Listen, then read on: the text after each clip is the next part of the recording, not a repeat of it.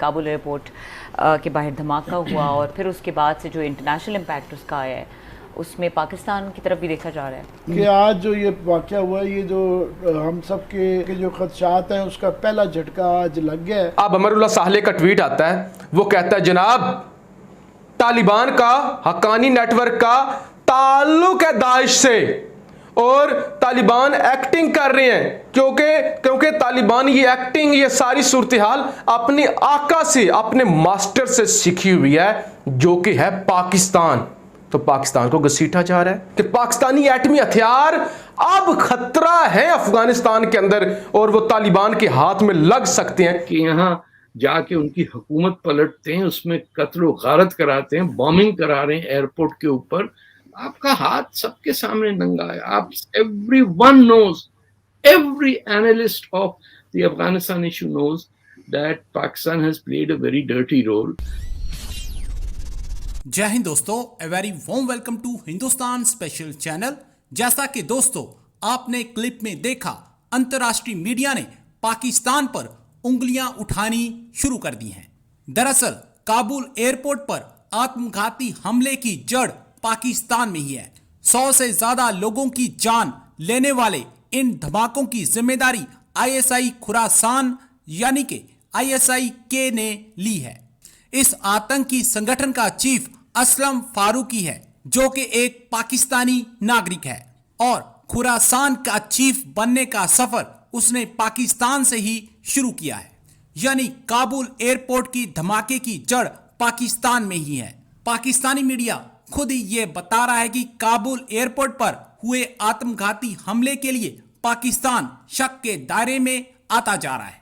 आज की वीडियो में पाकिस्तानी मीडिया में खौफ साफ तौर पर देखा जा सकता है। सिनेरियो वहाँ पे भी थोड़ा सा काफ़ी क्रिटिकल हुआ है। काबुल एयरपोर्ट के बाहर धमाका हुआ और फिर उसके बाद से जो इंटरनेशनल इम्पैक्ट उसका आया है उसमें पाकिस्तान की तरफ भी देखा जा रहा है। प्राइम मिनिस्टर ये तफरीक नहीं कर पाते हैं। बार बार उन्होंने आज तकरीर में जो ये कहा कि तालिबान की हमें हेल्प करनी चाहिए, तालिबान की नहीं, हमें क्लियर करना चाहिए कि हमें अफ़गानिस्तान की मदद करनी चाहिए, क्योंकि हम जब ये कहते हैं कि इंक्लूसिव रखनी चाहिए, वो इसलिए भी मुहतात होने की ज़रूरत है कि आज जो ये वाक़या हुआ है, ये जो हम सब के पूरी दुनिया के जो खदशात हैं उसका पहला झटका आज लग गया है। वो फुटेज नहीं दिखाई जा सकती है जो वहाँ से आई है, तो वो अभी जो इतलाएँ आ रही हैं वो कहा जा रहा है कि दाइश का वो है। अच्छा, अभी तक आ रहा है, अभी तक जो वेस्टर्न सोर्सेज भी जो ज़्यादा कह रहे हैं कि, और उन्होंने पहले ये कहा भी था कि इस बात का इम्कान है और एयरपोर्ट के ये बिल्कुल साथ में हुआ है। तो ये जो एक खदशा था कि तालिबान ये जो कह रहे हैं कि जनाब हमने अमन अमान कर दिया है कि वहाँ पे एक बहुत बड़ा स्पॉइलर जो है वो दाइश की सूरत में मौजूद है, तो उसमें दाइश की मौजूदगी के मतलब भी मुख्तलिफ तहरीर है और वो उन्होंने मैसेज दिया है टू द पूरी दुनिया को भी, तालिबान को भी कि नहीं जनाब हम भी राहों में पड़े हुए हैं। सो ये गुडी जो सारे समझ रहे थे कि एकदम से तालिबान अब आ गए हैं तो इंक्लूसिव गवर्नमेंट बन जाएगी और सब कुछ मामला ठीक हो जाएंगे, तो ये आज पहला झटका लगा है। अब अमरुल्लाह साहले का ट्वीट आता है, वो कहता है जनाब तालिबान का हक्कानी नेटवर्क का ताल्लुक है दाइश से और तालिबान एक्टिंग कर रहे हैं क्योंकि तालिबान ये एक्टिंग, ये सारी सूरत हाल अपने आका से, अपने मास्टर से सीखी हुई है जो कि है पाकिस्तान। तो पाकिस्तान को घसीटा जा रहा है।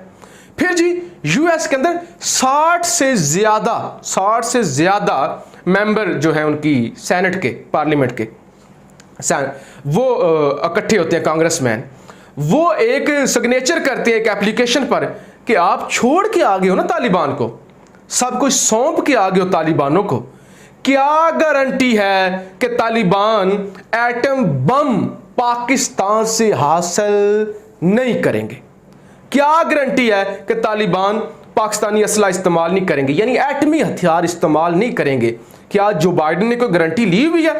क्या कोई ऐसी बात है? तो वो भी अमेरिका के अंदर हलचल मची हुई है, जिसके पीछे असल उनका हथियार जो है वो पाकिस्तानी एटमी हथियार है कि पाकिस्तानी एटमी हथियार अब खतरा है अफगानिस्तान के अंदर और वो तालिबान के हाथ में लग सकते हैं। यानी मजाक बना दिया ना उन्होंने पाकिस्तान का, मजाक बना दिया कि पाकिस्तानी एटमी हथियार इतने ही आवारा हैं कि किसी को भी मिल जाएंगे, कहीं भी चले जाएंगे। तो ये इस वक्त पाकिस्तान को काबू करने की, पाकिस्तान से बदला लेने की कोशिश की जा रही है, प्लान बनाया जा रहा है, पाकिस्तान पर जंग मुसल्लत की जाएगी। सर हम अभी बात कर रहे हैं और हम बात करेंगे अफगानिस्तान की, तालिबान की, लेकिन कुछ देर पहले ही एक ब्लास्ट भी वहां पे हुआ है, और कैसे देखते हैं यहाँ पे सूरत हाल को? ये तो वही बात है ना, आगे आगे देख होता है क्या। थर्ड वर्ल्ड पॉलिटिशियंस मैनिपुलेट कर सकते हैं एक इंटायर प्रोसेस को just by entertaining a few people. आप देखिए वो मुल्ला बरादर नाम पे ही हंसी आती है। आपको याद होगा कि कतर का यूएई और सऊदी अरेबिया से बड़ी तल्ख ताल्लुकात थे। There was a blockade over there. Pakistan की मिलिट्री एस्टैब्लिशमेंट दोहा के अंदर बैठ के खलीलजादा के साथ मुल्ला बरादर को वहां बिठा के आपने दोहा डील साइन की और उसमें अफगान गवर्नमेंट इन्वॉल्व नहीं थी। और फिर आपने जो मेरी पर्सनल जराए हैं, मुझे पता है कि पेरिस के अंदर सबसे पहले अमेरिकन फोर्सेस लैंड किए हैं, उन्होंने सफाया किया सबका, and then they brought in the Taliban, जिसमें से काफी उर्दू बोल रहे थे, ये भी हमें पता है। तो दुनिया के सामने एवरीबॉडी नोज कि पाकिस्तान का रोल एंड में क्या रह गया। ये कोई ना न्यूक्लियर साइंटिस्ट पैदा कर सकते हैं, ना ये फिलोसोफर पैदा कर सकते हैं, ये सिर्फ खाना जंगी और लोगों की जिंदगी हराम करने के अंदर ये 47 के अंदर सब तब से चल रहा।